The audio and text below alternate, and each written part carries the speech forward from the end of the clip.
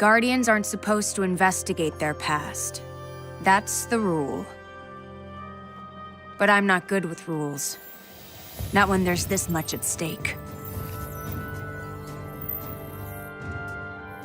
The Clovis Bray tech in that building allowed us to colonize the system during the Golden Age. They, sought to create peace for all humanity. Which is ironic, because they also built Rasputin, the single most powerful weapon in the solar system. Either way, it's all been entombed on Mars since the collapse. Along with something far more terrifying.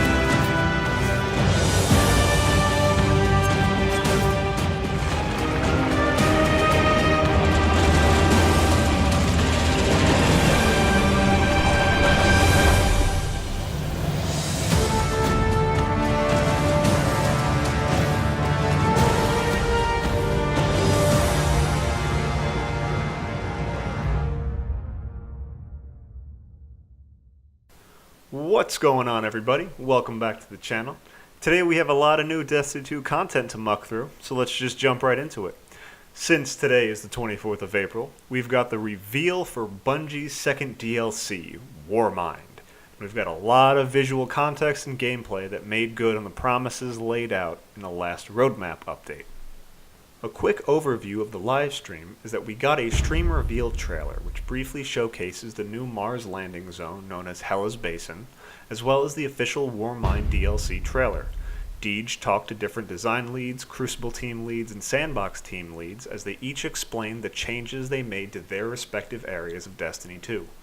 Each pair of developers explains how the community is getting a new destination, new stories, endgame content, a new raid layer, PvP rankings, and private matches, all of which I will go into detail in a little bit. Let's start with the new landing zone, Hela's Basin on Mars.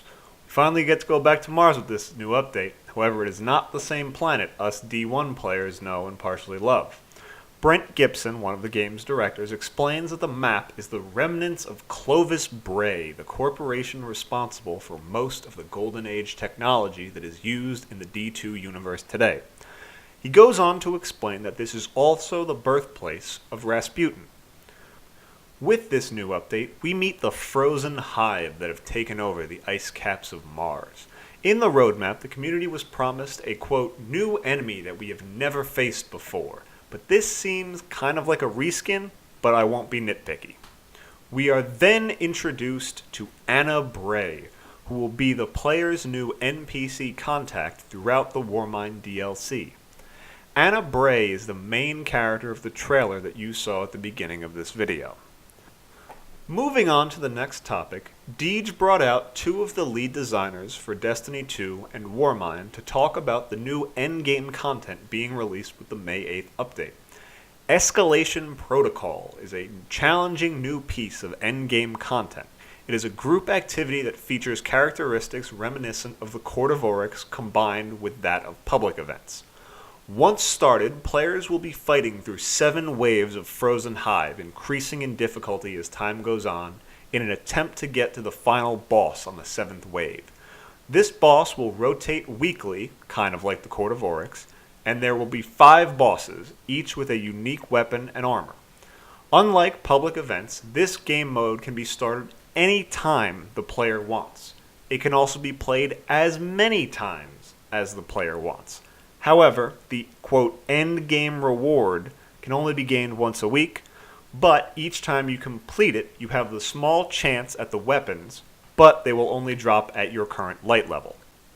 This game mode introduces multiple new weapons, highlighted in the gameplay in the background. The shotgun currently being used is one example. This weapon does increase damage for a few seconds after landing a successful melee. There is also a sniper rifle that increases damage based on how long you aim down the sights, as well as an armor set that was mentioned, but no details of its effects were explained other than that it, quote, looks super cool and is Rasputin themed. These items are dropped upon completion of the event or from the chests that spawn after the 3rd and 5th waves. They also introduced the Hive Sword back into the game, which is dropped from one of the mini-bosses that spawns during the event. It is described as the same sword from Destiny 1, sword glide included. The final piece from Escalation Protocol is the new weapon you can get during the event. Killing ads in the event can drop armory codes, which can grant the players access to the Valkyrie, which is a magical harpoon rocket launcher weapon that deals massive AoE damage when thrown. Next, Deej sat down with the Crucible team and talked about the changes coming to the Crucible with the DLC launch. They showed us the addition of Crucible ranks for all D2 players regardless of DLC purchases or not. There are 2 types of rankings, Valor and Glory. Valor is a passive ranking, only going up when you win and not going down when you lose. Glory, on the other hand, is a competitive ranking, going up when you win and down when you lose. Kevin Yanis, one of the Crucible designers, also explained that they added streaking to both wins and losses, meaning winning, or losing, a lot of games will increase the ranking you get, or lose. The new update also changes the way Crucible rewards are gained. Yanis explains that certain rewards are tied to certain achievements in the Crucible, be it Valor or Glory rankings, headcannon headshots, sniper kills, etc. One such reward is the Redrix Claymore, which was described as a chase weapon, requiring a high Glory ranking in order to obtain. The Crucible changes also introduce private matches and 2 new maps, Meltdown and Solitude. As I said in my last video, all players have access to these maps in quick play games. However, to play private matches on these maps, they require the ownership of the related DLC. The final portion of the stream, Deej brought out John Wisniewski and Josh Hamrick to talk about upcoming sandbox changes. Their discussion was over top of Cosmo and the other devs playing private matches, showcasing some of the new exotics and their perks. They discussed changes to certain exotics, but stated that only a handful of exotics were not changed at all, meaning that the meta for Crucible will probably be thrown into a tizzy with the coming patch. I won't go into detail on the sandbox weapon changes because there are just about 100 changes mentioned for about 10 guns, but if you would like me to go into detail about those changes in another video, just let me know in the comments and I will do so. As for my thoughts on the stream, I am slightly hopeful. I'm really interested in hearing more about the new raid layer, which was completely skipped over, other than the brief mention of it in the beginning of the stream. I feel a little ripped off hearing about this, quote, new enemy we've never fought before, only to have it be Ice Hive. But, as I said earlier, it isn't a deal breaker for me, as it seems like the new enemies have different aspects to them, like shields and stuff like that. I am super pumped to try this new Escalation Protocol. After watching a lot of the Summit community review videos from the different creators, I'm excited to try this new game mode out, and it sounds like a lot of other people are too. As someone who grinded a lot of Court of Oryx and Prison of Elders in Destiny 1, this is the type of content I get super hyped about. The Crucible changes are awesome. I'm excited to get my friends back on to play private matches. I don't know how much of the Valor Glory system I will participate in, but it's a cool addition for those PvP-focused players.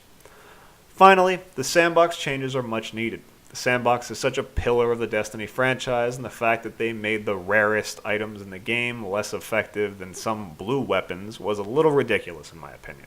Which is why it's nice to see them taking the rebalance seriously and just making these weapons stupidly effective in comparison to their old versions. With all that said, I just wanted to thank everyone for watching this video.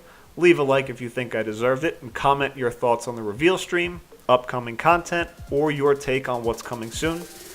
Other than that, we have just under 14 days, depending on when I finish editing this video, until Warmind drops on the 8th of May.